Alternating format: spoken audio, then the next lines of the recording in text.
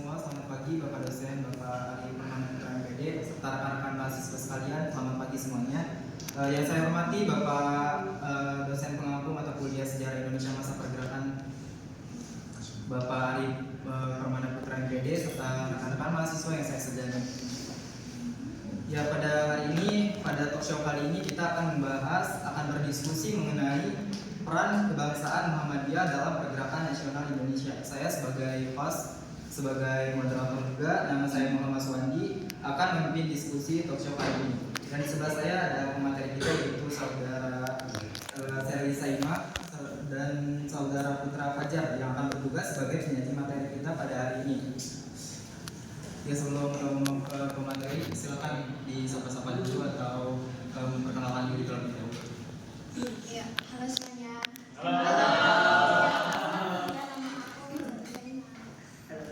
Halo Sally. Halo Sally. Assalamualaikum warahmatullahi wabarakatuh. Selamat pagi teman-teman semua. Perkenalkan nama saya Muhammad Putra Fajar. Saya merupakan mahasiswa dari Universitas Riau. Dan salam kenal untuk semuanya.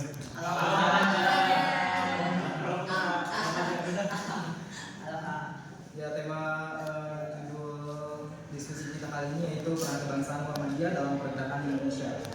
Dan seperti kita tahu ya, Muhammadiyah itu merupakan salah satu organisasi sosial yang bergerak Islam terbesar di Indonesia. Salah satunya yaitu Muhammadiyah yang didirikan oleh Kiai Haji Ahmad Dahlan pada tahun 1912, didirikan di Yogyakarta. Lalu kenapa organisasi ini sampai muncul? Yaitu sebagai meningkat rasa simpati kepada pemeluk agama ajaran Islam, terutama kepada kalangan muda pada saat itu yang sudah mendapat pendidikan barat. Kenapa diutamakan kepada kalangan muda? Karena pada kalangan muda tersebut mereka beranggapan bahwa ajaran agama Islam itu telah menghambat Indonesia untuk lebih maju lagi. Nah, untuk supaya lebih jelasnya lagi akan dijabarkan oleh kelompok 5 ya. Langsung saja ke pertanyaan pertama, yaitu untuk pembukaan boleh dijelaskan tentang organisasi Muhammadiyah ini seperti apa di dalam pergerakan nasional Indonesia. Lalu apa tujuan didirikannya Muhammadiyah ini, untuk apa gitu? Tujuannya apa? Ya, Muhammadiyah sendiri itu merupakan sebuah organisasi Islam yang bergerak di bidang sosial keagamaan. Kata Muhammadiyah sendiri,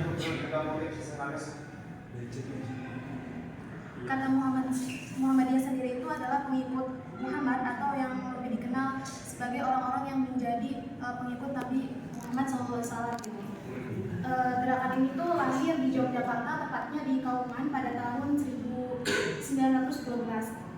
Dan adapun pendiri Muhammadiyah ini seorang kiai yang dikenal sebagai beliau ini memiliki jiwa-jiwa pembaru, terus juga alim dan cerdas. Namanya itu adalah Kiai Haji Ahmad Dahlan.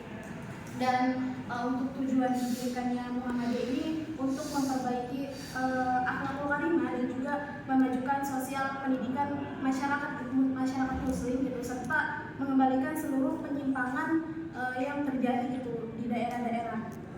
Terus juga tujuan Muhammadiyah juga ingin menegakkan dan menjunjung tinggi gitu Islam sehingga terwujud masyarakat Islam yang utuh, masyarakat Islam yang berbeda.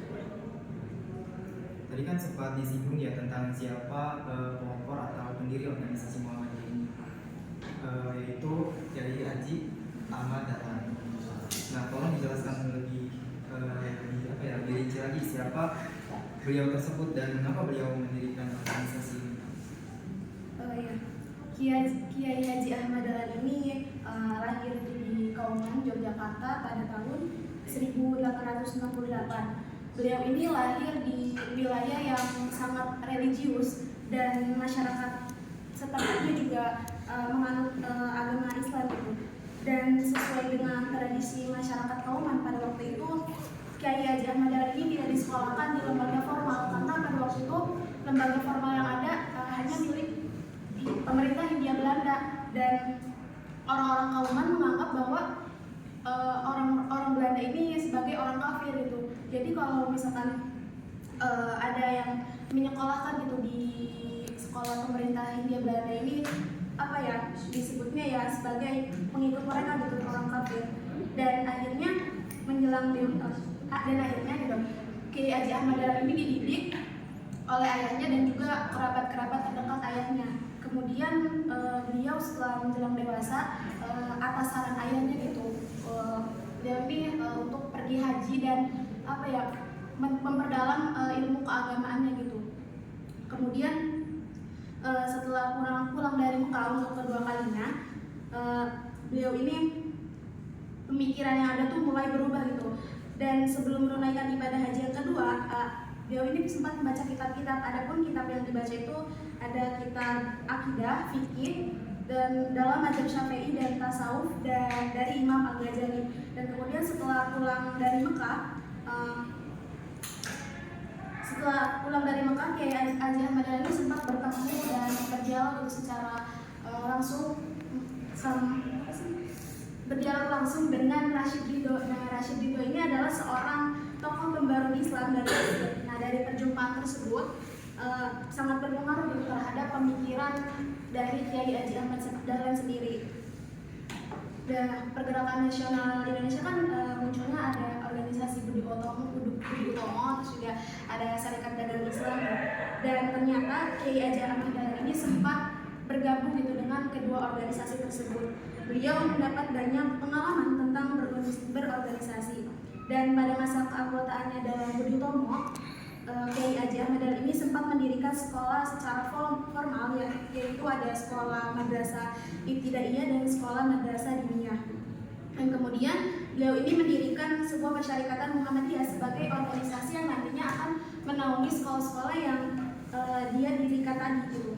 Kemudian Muhammadiyah resmi berdiri pada tanggal 18 November 1912. Dan langkah yang diambil melalui Muhammadiyah ini, Kiai Haji Ahmad Dahlan itu turut andil dalam pergerakan nasional. Kemudian langkah yang diambilnya itu yaitu dengan melakukan pembaruan di bidang pendidikan dan juga bidang agama.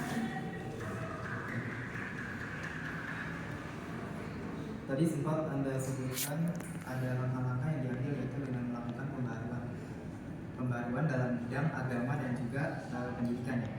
Nah, boleh dijabarkan nggak atau dijelaskan itu apa saja yang dilakukan Kiai Haji Ahmad Dahlan ini di kedua bidang tersebut? Ya, jadi kalau dalam bidang agama ya, Kiai Haji Ahmad Dahlan ini berusaha memurnikan gitu ajaran-ajaran Islam.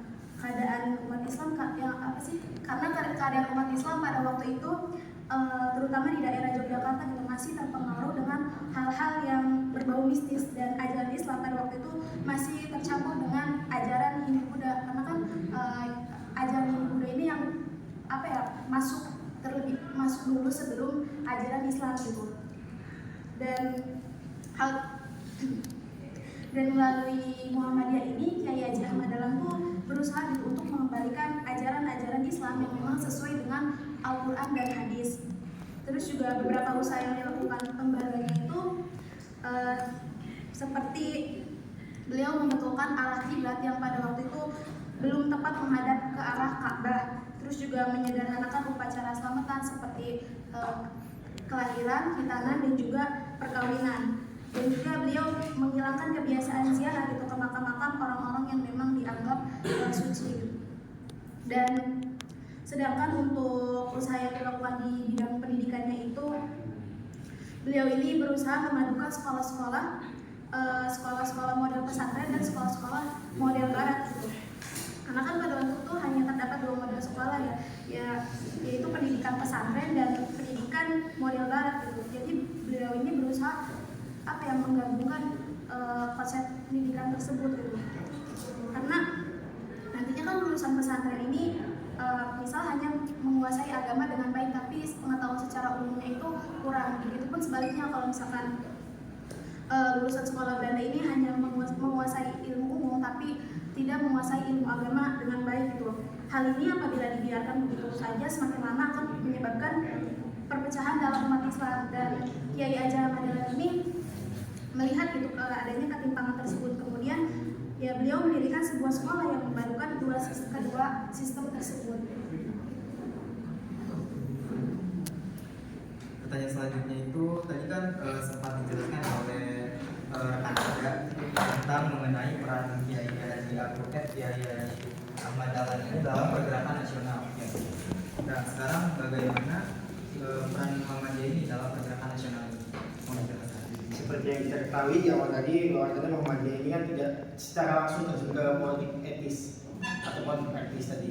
Nah, pertama itu Muhammadiyah berdiri hanya untuk perjalanan keagamaan saja, tetapi pada tahun 1912 Muhammadiyah dibantu oleh Budi Utomo ingin mengajukan badan hukum ke Belanda karena pada masa itu banyak kegiatan organisasi yang dicurigai oleh Belanda.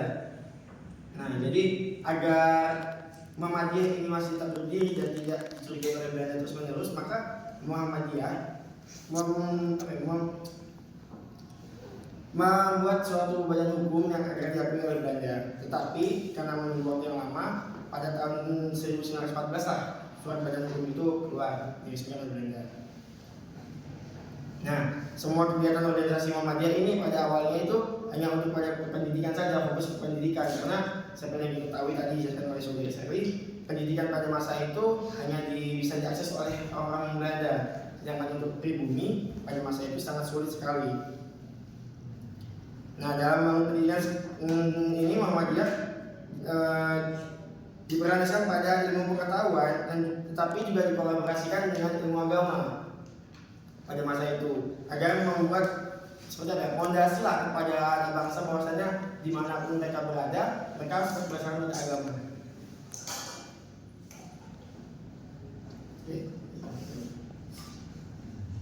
Nah, pertanyaan selanjutnya di makalah ini juga disebutkan tentang kegiatan-kegiatan yang dilakukan Muhammadiyah dalam pergerakan nasional. Mohon dijelaskan kepada para audiens. Dijelaskan. Kegiatan-kegiatan yang dilakukan oleh Muhammadiyah sendiri pada masa pergerakan nasional itu yaitu PKU atau penolong kesengsaraan umum, yang mana kegiatan ini bergerak pada usaha pembangunan orang-orang yang miskin, yatim piatu, serta korban bencana. Nah, kalau seperti sekarang itu seperti Basarnas lah kalau dibilang itu ya, membantu korban bencana serta membantu orang yang sedang kesusahan. Lalu pada masa itu juga berdiri juga Aisyah atau organisasi yang berfokuskan kepada kaum wanita saja, yang seperti diketahui pada masa itu kan wanita banyak nih kayak dianggap sebelah mata lah oleh orang-orang pada masa itu. Jadi Muhammadiyah ingin menyetarakan lah antara wanita dan pria, makanya didirikan organisasi Aisyah ini. Lalu ada juga Hizbul Wathon yang merupakan gerakan kepanduan Muhammadiyah yang dibentuk pada tahun 1918 oleh Kiai Ahmad Dahlan. Nah, Majelis Takjih ini diresmikan di Kongres di Pekalongan pada 1927. Nah, organisasi ini sendiri lebih fokus dalam bidang pendidikan, yaitu mereka mengkaji tentang pendidikan pada bidang pendidikan ini Muhammadiyah membangun 8 Hollands Islam School, yakni sekolah guru di Yogyakarta, 32 sekolah dasar, 14 madrasah, dengan totalnya ada 119 guru dan 4.000 murid. Nah, dalam bidang sosial juga mereka memiliki 2 buah klinik di Yogyakarta dan Surabaya, di mana 12.000 pasien memperoleh pengobatan, serta sebuah rumah miskin dan 2 buah rumah anak yatim piatu. Untuk pertanyaan penutupnya yaitu tentang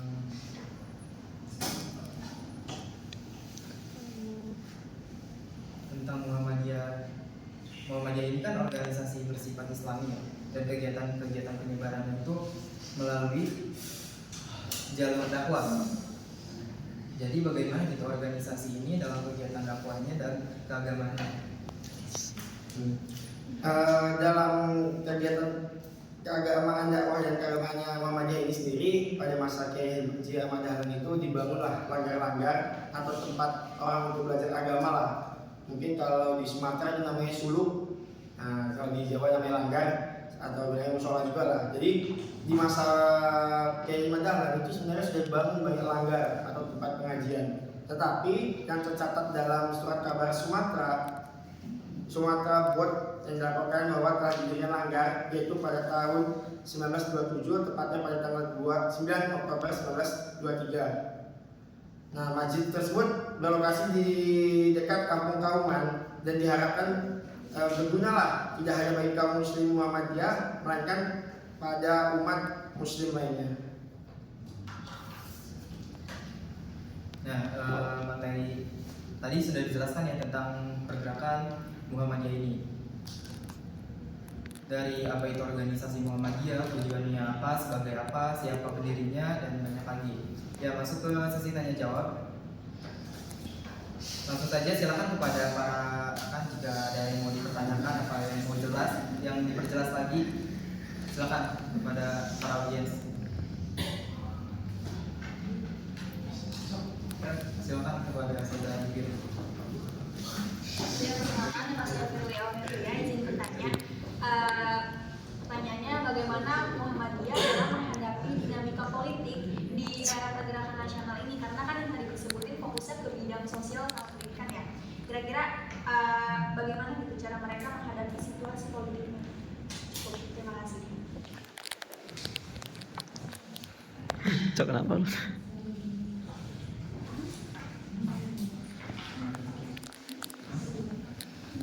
Ditampung dulu ya. Tampung. Ya. Silakan kepada para penanya selanjutnya. Silakan. Perkenalkan, nama saya Rudi Prasetya. Ingin bertanya, kan tadi seingat saya tuh belum dijelaskan ya, apa namanya, setiap awal berdirinya organisasi pasti kan mengalami kayak semacam hambatan atau tantangan gitu. Apa tantangan dan hambatan organisasi Muhammadiyah waktu sewaktu awal berdiri, dan bagaimana cara mereka menyikapi hambatan dan tantangan tersebut?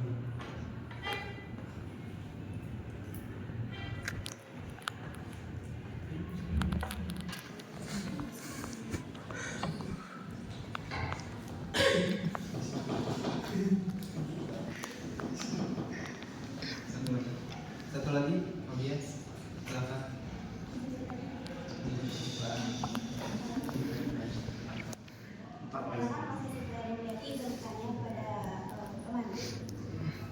Tadi kan sebenarnya mau tanya aja sih, ada nggak sih itu konflik dalam di dalam Muhammadiyah ini gitu terkait dengan sikap dan pandangannya dalam pergerakan nasional. Konflik ini kayak baik internal maupun eksternal gitu yang terjadi, baik itu kan seperti yang kita ketahui gitu, Muhammadiyah ini kan organisasi yang memang berdiri sampai sekarang gitu. Dia belum bubar gitu kan, dari awal dari 1912 sampai dengan sekarang masih ada gitu. Ada nggak sih kayak hambat konflik tadi tantangan ya, kalau ada kayak konfliknya gitu baik dari internal maupun eksternal gitu. Itu aja sih. Terus kalau misalkan memang ada gitu konflik baik eksternal maupun internalnya di dalam organisasi Muhammadiyah ini, kayak boleh nggak sih gitu tahu gitu cara mereka dalam mengatasi hal tersebut gitu gimana? Sudah cukup. Terima kasih.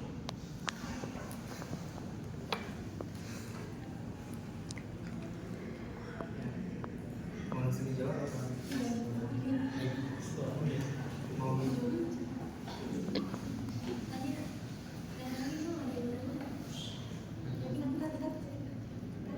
kita cukupkan dulu ya di sesi satu.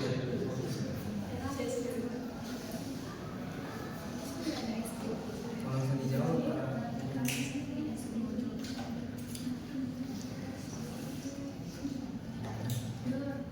Silakan kepada saudara Sally untuk menjawab pertanyaan dari Firly. Yang pertanyaannya, bagaimana Muhammadiyah dalam menghadapi dinamika politik di era pergerakan nasional ini? Karena yang tadi disebutkan kan fokus mereka mendirikan organisasi ini tuh di bidang sosial dan pendidikan. Nah, jadi bagaimana cara mereka menghadapi situasi politik tersebut? Ya, Muhammadiyah ini kan sejatinya berperan di bidang sosial dan keagamaan gitu ya, yang memang bergerak dalam pembangunan masyarakatnya. Dan Muhammadiyah ini kan sebagai organisasi Islam yang memang fokus utamanya tuh ke pendidikan dan sosial, bukan seperti pada partai politik lainnya, tapi walaupun bergerak di bidang sosial gitu, Muhammadiyah ini juga turut mendukung partai-partai politik dan mereka gitu dalam menghadapi situasi politik itu, mereka ini cenderung menghadapi situasi politiknya itu melalui pendekatan yang memang berorientasi gitu pada nilai-nilai keagamaan, kemanusiaan, juga nilai-nilai sosial. Terus mereka juga dalam menghadapi situasi politik itu bersikap cenderung netral dan juga berhati-hati gitu terhadap aktivitas politik. Terus juga mereka berusaha untuk memperjuangkan kepentingan umatnya dengan mencari solusi dari permasalahan dinamika politik ini tuh sesuai dengan prinsip-prinsip Islam gitu. Dan mereka juga memastikan bahwa kegiatan-kegiatan yang mereka akan lakukan ini nantinya akan berjalan tanpa adanya pengaruh dari perubahan politik yang mungkin akan terjadi. Ada tambahan dari Mas rekan-rekan? Silakan dipersilakan untuk menanggapi jawaban yang diberikan saudara Seril. Baik, jadi menambahkan sedikit ya. Selain itu Muhammadiyah juga menjalin kerjasama dengan tokoh-tokoh pemuka agama lain pada masa itu agar adanya kesinambungan. Contohnya pada masa itu banyak nih yang menurut agama Kristen dan Katolik di tanah Jawa dan juga agama-agama leluhur lah kita bilangnya. Jadi agar Islam ini dapat berkembang yang baik juga, maka mereka harus ketika bersosialisasi ataupun kayak menjalin hubungan kerjasama dengan tokoh-tokoh agama itu agar tidak ada yang namanya diskriminasi ataupun tidak adanya diskriminasi dan juga perbedaan lah, karena semua itu tidak sama juga, tapi hanya bagaimana manusia itu menanggapinya saja. Selain itu Muhammadiyah itu juga mempromosikan toleransi beragama, tidak saling menjudge lah, agamamu ini, tapi semua disamakan. Saudaraku, walaupun mereka beragama Kristiani, Katolik, mereka tidak dianggap saudara, tidak dipisah-pisahkan lah berdasarkan agama dan juga berdasarkan suku, karena di Islam ini kan banyak sih, di Indonesia banyak suku-sukunya gitu, ada Batak, ada Jawa, ada Sunda. Nah, tentu di Muhammadiyah ini pada masa itu kan banyak nih orang dari luar itu datang ke Jawa, khususnya dari wilayah timur Indonesia untuk seperti berdagang dan juga belajar lah. Nah, Muhammadiyah ini mengajarkan toleransi, tidak membedakan warna suku, ras atau budaya. Sekian yang bisa. Benar saudara Philip. Iya, nanya lagi dikit kali ya. Tapi ada nggak sih aksi politiknya gitu dari Muhammadiyah Silakan di. selain dari yang tadi dijelaskan? Aksi politik Muhammadiyah itu dia masuk di dalam pemerintahan, mendorong untuk adanya demokrasi dan berpartisipasi dalam pemilihannya. Jadi pada masa itu tidak secara langsung terjun ke politik, tetapi secara perlahan-lahan atau melalui mendekati tokoh politik pada masa itulah, seperti Sri Soekarno dan Muhammad Hatta. Cukup. Terima kasih. Pertanyaan kedua yaitu dari saudara Teddy. Ada atau tidak praktis di dalam Muhammadiyah ini terkait dengan sikap dan pandangan dalam pergerakan nasional? Kalau ada boleh sebutkan dan cara bagaimana mengatasinya, mengatasi hal tersebut. Itu pertanyaan dari ya tentang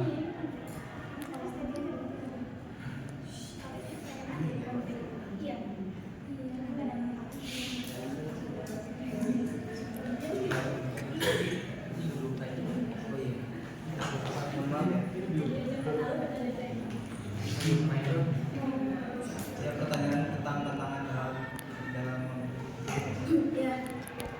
di sini ada menurut Kuno Wijoyo disebutkan bahwa Kiai Ageng Madalan dan Muhammadiyah ini menghadapi tiga tantangan. Yang pertama itu ada modernisasi, tradisionalisme, dan Jawaisme. Untuk tantangan modernisme ini dijawab Kiai Ageng Ahmad itu dengan pendirian sekolah dan juga asosiasi sukarela lainnya. Terus untuk tradisionalismenya ini diselesaikan melalui tabligh, yaitu penyampaian pesan-pesan agama dengan cara mengunjungi muridnya gitu. Dan yang waktu itu untuk mengunjungi muridnya ini merupakan apa ya, waktu itu disebutkan bahwa sebuah aib sosial budaya gitu, karena lazimnya guru itu kan menunggu murid datang gitu, bukan guru yang mendatangi murid gitu. Terus dan di balik aib sosial budaya itu juga terdapat perlawanan tidak langsung terhadap dua hal yang dapat dikategorikan. Yang pertama itu pemujaan ulama yang sering dipandang sebagai keramat. Terus ada mistifikasi agama yang dimana menjadikan agama sesuatu yang misterius, tinggi, dan hanya patut diajarkan oleh orang-orang yang terpilih. Dengan tablik ini, penyiaran agama itu telah dibuat secara manusiawi dan tidak lagi merupakan proses-proses yang memiliki unsur keramat tadi. Dan dengan tablik ini Islam kemudian dipandang Islam yang semula dipandang misterius itu menjadi agama yang sederhana, terbuka, dan dapat dipelajari setiap orang. Dan melalui tablik juga Kiai Haji Ahmad Dahlan ini menggunakan metode aksi positif yang dimana di sini disebutkan bahwa mengedepankan amar ma'ruf. Dan dalam respon yang Jawaisme tadi itu Kiai Haji Ahmad Dahlan menggunakan metode yang sama dengan cara menghapuskan mitos-mitos yang sudah ada gitu. Salah satu mitos yang ada pada waktu itu adalah bahwa keberuntungan disebabkan memelihara jimat dan tuyul atau pesugihan gitu, atau minta-minta di kuburan keramat. Dan oleh Kiai Haji Ahmad Dahlan ini berbagai mitos yang berkembang tersebut kemudian dihapus dan digantikan dengan ajaran bahwa keberuntungan adalah semata-mata kehendak Tuhan gitu. Dan salah satu caranya ya dengan melaksanakan kewajiban sebagai muslim dan melakukan sholat sunnah.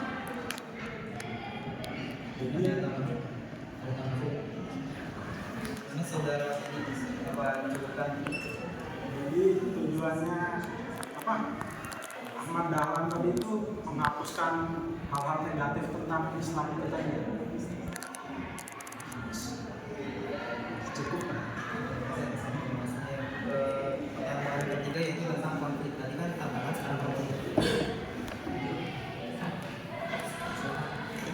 Ya, konflik eksternal ini dalam sebuah organisasi tentu ada, tetapi bagaimana kembali itu pemimpinnya itu menyikapinya. Nah, pengelolaan struktur itu di Muhammadiyah itu ada pengelolaan internal, yaitu dibuatnya badan organisasi badan strukturalnya lah. Contoh di bidang ada cabang-cabangnya itu tentu harus ada memiliki pemimpin untuk mengelola kegiatan organisasi dan menyediakan platform untuk komunikasi dan solusi konflik.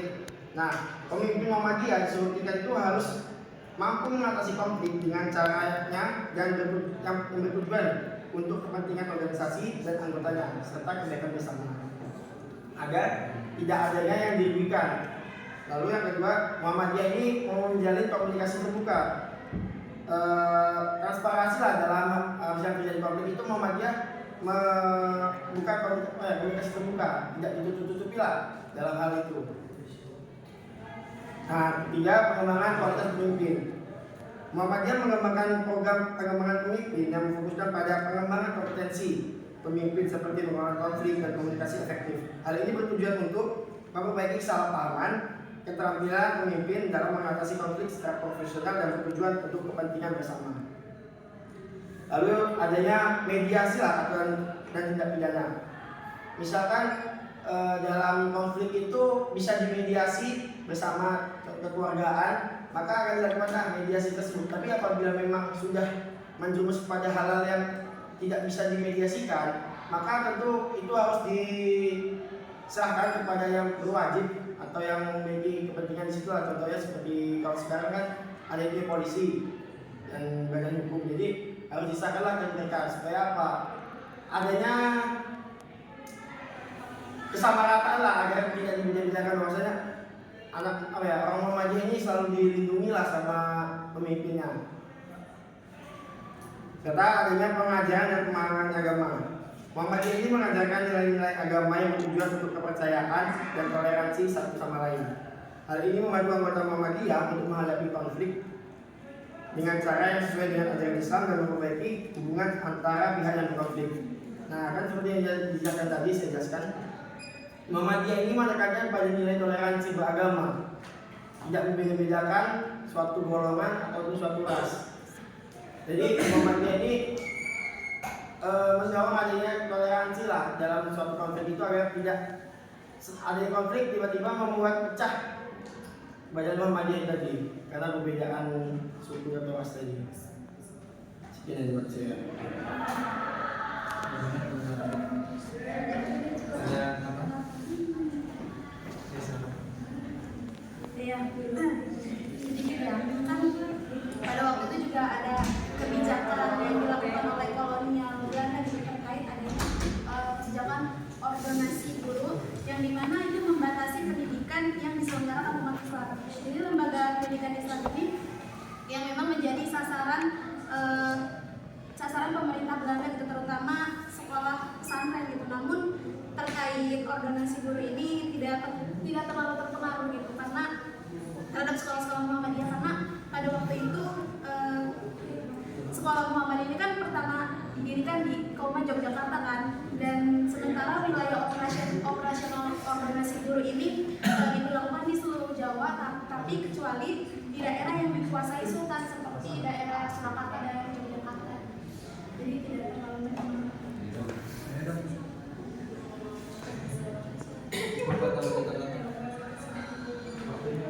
Tapi di bidang pendidikan kalau dari lembaganya sendiri dari sebelumnya tadi kan cabang toleransi Indonesia kayak banyak artinya itu kalau dalam di internalnya itu tadi kan sebutkan karena plural disebutkan Indonesia jadinya kita latih untuk toleransi gitu. Cuma itu saja. Kalau konflik eksternal seperti kita tahu kan Muhammadiyah ini saat ini ya bukan milik saya sih. Berdiri juga lah organisasi Islam terbesar di Indonesia yaitu Nahdlatul Ulama. Nah, jadi Muhammadiyah ini kan terkenal lah, identik juga bersaingnya lah secara etis itu dengan Nahdlatul Ulama. Nah, para pemimpin Muhammadiyah ini tidak ingin adanya perpecahan atau terjadi keributan lah antara Nahdlatul Ulama dan Muhammadiyah. Yaitu dengan cara mereka saling kerjasama lah, kayak saling mengunjungi atau saling melakukan tali silaturahmi agar tidak muncul berita bahwasanya Muhammadiyah dan Nahdlatul Ulama perang dingin atau tidak saling tidak rukun lah. Nah, sedangkan di Islam kan dibilang bahwasanya sesama kaum muslimin itu bersaudara.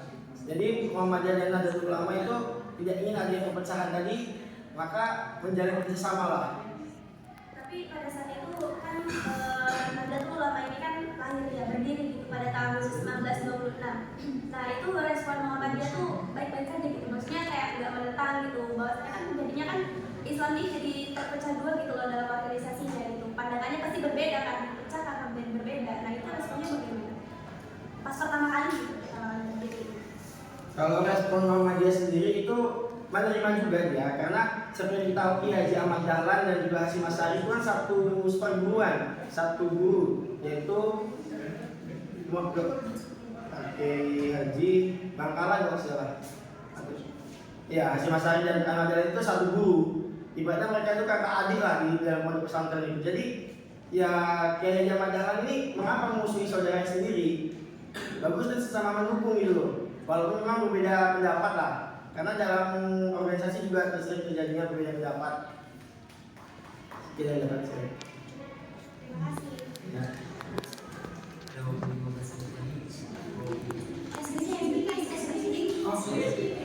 Kalau bahas begini nih sesi tanya jawab. Iya, tanya jawab aja dan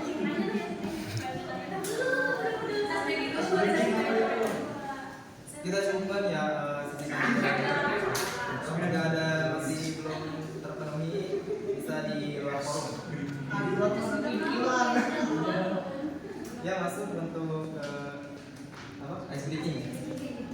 Yaitu Bener aja gua. Aku masih Iya. apa nih? ini semangat.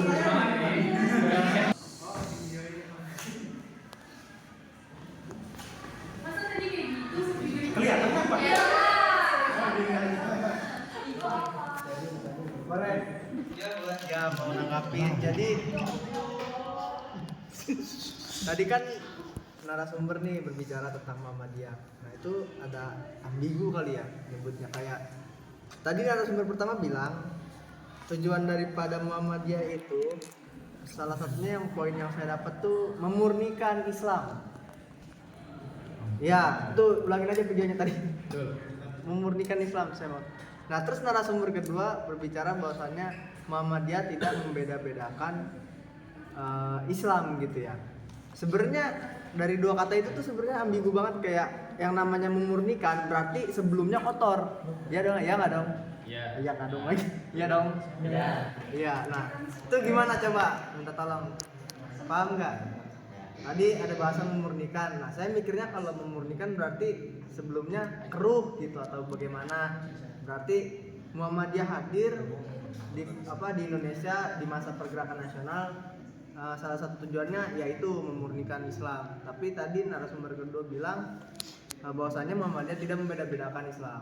Gitu. Yang otomatis kan saya nangkapnya kalau tidak membeda-bedakan ya udah gitu. Ya masing-masing tanpa harus ada ini segala macam. Ya coba tanggapannya gimana dari narasumber? Baik, di sini saya akan menanggapi pertanyaan yang dari saudara Bang Ruslan. Di materi pertama itu memurnikan dalam artian dia kan pada masa itu Islam itu memang dibawa oleh para ulama-ulama terdahulu, tetapi mereka mengkolaborasikannya dengan budaya, Bang. Contohnya seperti kalau sekarang kita bilangnya Islam aboge, mungkin kita tahu juga Islam aboge. Nah, pada masa itu kan bercampur dengan budaya nih. Contohnya kayak mereka sering kayak menyalakan dupa atau apa gitu kan, dan itu dalam budaya Jawa itu juga masih tercampur dengan hidup Buddha juga. Sedangkan di Islam kan tidak ada hal seperti itu. Nah, kalau menurut saya dia kan mencampurkan atau dia membedakan agama Islam. Kan dalam sejarahnya itu agama Islam itu satu, Bang. Tetapi pendapat orang saja berbeda-beda menyikapinya. Contoh seperti Nahdlatul Ulama dan Muhammadiyah lah. Itu kan berbeda menanggapinya, Bang. Tetapi di Muhammadiyah, kalau yang saya baca itu dia tidak membeda-bedakan, semua sama sejarah Islamnya. Nah, sedangkan Nahdlatul Ulama itu masih banyak merangkul kebudayaannya, Bang. Makanya dibilang materi saat itu memurnikan dalam artian memurnikan dari hal-hal yang bersifat kebudayaan lah, yang tentunya kayak menyalakan dupa tadi. Kan kalau di Islam Jawa itu masih banyak yang orang melakukan hal seperti itu. Sedangkan Muhammadiyah ingin memurnikannya karena pada masa itu kan masih ada campur tangan dari Hindu Buddha. Kalau menyalakan dupa itu kan dari Hindu Buddha, Bang.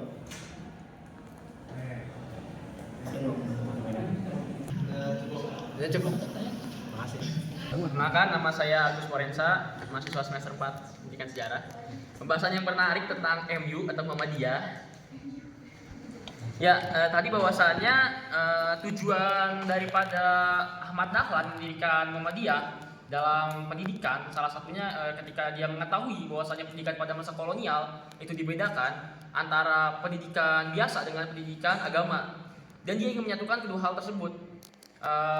Sebenarnya salah satu dosen sejarah juga pernah mengatakan memang kedua hal tersebut memang seharusnya dipisahkan, dan ketika disatukan kira-kira hal negatif apa sih yang terjadi ketika dua hal berbeda itu disatukan, pendidikan agama dengan pendidikan biasa, dan kemudian konflik apa gitu yang terjadi ketika dua hal itu disatukan.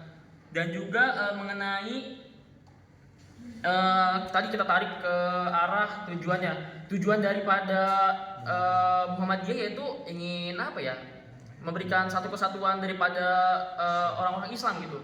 Tapi daripada fakta yang kita lihat bahwasanya daripada Muhammadiyah ini organisasi yang sampai sekarang saat ini ada, itu sering memunculkan konflik-konflik gitu, terutama dengan salah satu organisasi mayoritas yang ada di Indonesia gitu, salah satunya NU. Kira-kira bagaimana sih daripada kesatuan yang dimaksud itu justru menimbulkan perpecahan gitu? Cukup. Di sini saya menanggapi pertanyaan saudara tadi terkait dengan pendidikan. Kenapa pendidikan di Muhammadiyah dan umum itu menurut saudara konfliknya apa saja sih? Seperti kita tahu kan sekarang banyak nih sekolah-sekolah yang membawa nama agama. Contoh, ya Muhammadiyah tadi juga memiliki sekolah agama, sampai sekarang juga masih ada, yaitu Universitas Muhammadiyah.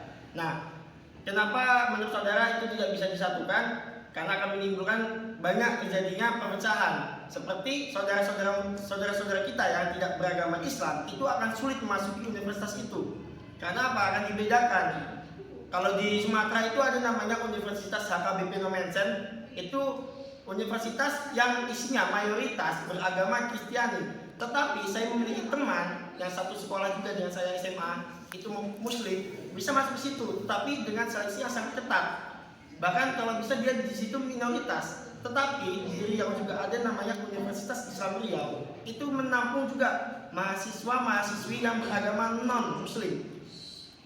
Nah, itu yang agak sulit menentukan rencana pembelajarannya, karena seperti yang kita tahu, kalau dikolaborasikan di pendidikan umum dengan Islam, itu teman-teman kita yang non itu akan sulit untuk mempelajari itu karena di agama mereka tidak dipelajari. Begitu juga sebaliknya, saudara-saudara kita Muslim yang sekolah atau masuk ke universitas berkeagamaan Kristiani itu akan sulit untuk mempelajarinya karena dia tidak dipelajari juga di dalam kitab-kitab kita. Adapun dipelajari itu secara umum saja, tidak secara mendalam. Sekian yang dapat saya sampaikan terkait pendidikan. Mungkin dari saya lihat dan menambahkan. Cukup dulu mungkin mengenai pendidikan ya. Terus yang mengenai yang tadi pertanyaan kedua, yang tentang dia kan mengandung prinsip satu kesatuan daripada orang-orang Islam, tapi faktanya sampai sekarang justru bukan memunculkan satu kesatuan tapi memunculkan perpecahan gitu, terutama dengan organisasi mayoritas Islam yaitu Nahdlatul Ulama. Di sini saya akan menanggapi pertanyaan dari saudara lagi, yaitu mengenai perpecahan atau seringnya terjadinya konflik antara Nahdlatul Ulama dan juga Muhammadiyah tadi. Itu sebenarnya bukan keorganisasian sih, tetapi lebih tepatnya ke oknum-oknum yang tidak bertanggung jawab, tetapi dengan membawa nama dua organisasi besar tersebut, sehingga menimbulkan pemikiran bahwasanya NU dan Muhammadiyah ini saling tidak akur atau berkonflik. Tetapi pada kenyataannya, saya mengambil contoh di sekitar saya, itu banyak kok saudara-saudara dari NU Muhammadiyah itu saling merangkul, tidak berkonflik.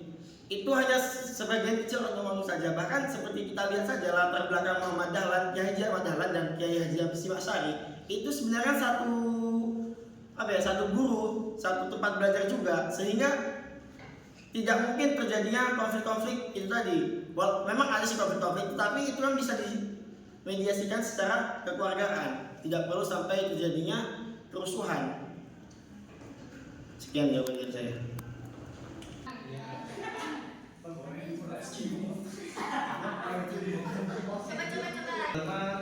Pergerakan kayak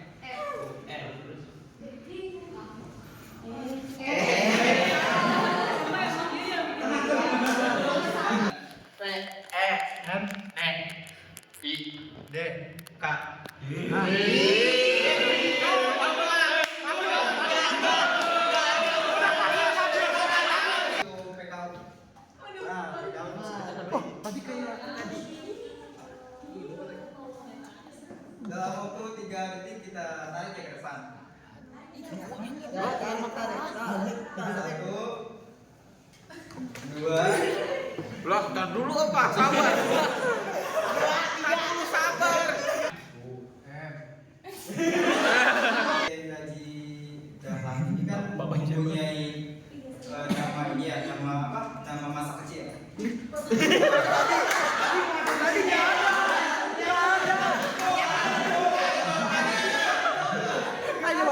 Tanya bapaknya.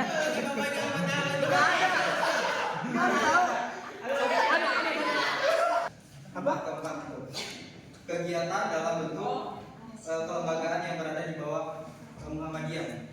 Ada 4 di situ. Lembaga. Iya. Kegiatan pendidikan. Iya bukan sih?